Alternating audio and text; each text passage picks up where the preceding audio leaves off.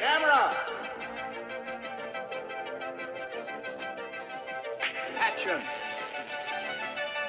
Kung tatakbo si Ayon ngayon, hindi mo na ako tatakbo.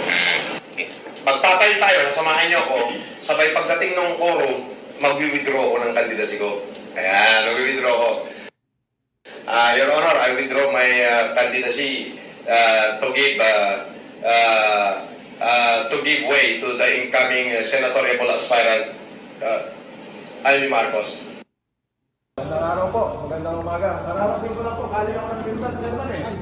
Galing ako ng Bintar. Nag-humanitarian ako. Ngayon, nung narinig ko sa statement ni Chairman Garcia that the government will spend another 132 million para dyan sa pag-iimprenta ng mga bagong pangalan ng balota, siguro kung may pagmamahal ako sa bayan, dapat siguro mahalin ko talaga yung bayan. Ipakita ko na na dapat makatulong tayo eh. So, the money of the people will be spent for nothing.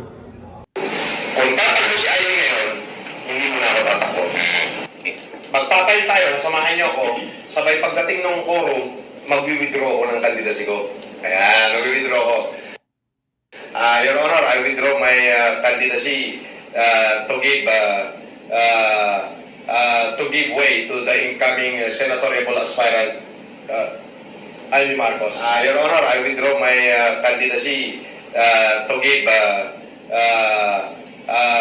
way to the incoming senatorial aspirant, Amy Marcos. And however, I ordered all the men and women under my command to support the candidacy of Maria Imelda Romualdez Marcos to accomplish the given assignment. Diba?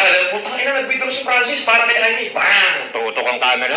2022, wala nang tatakbo sa Senate. Boom! Pero may... Putang ina, nag-withdraw si Francis para kay Amy. Bang! Tutok ang camera.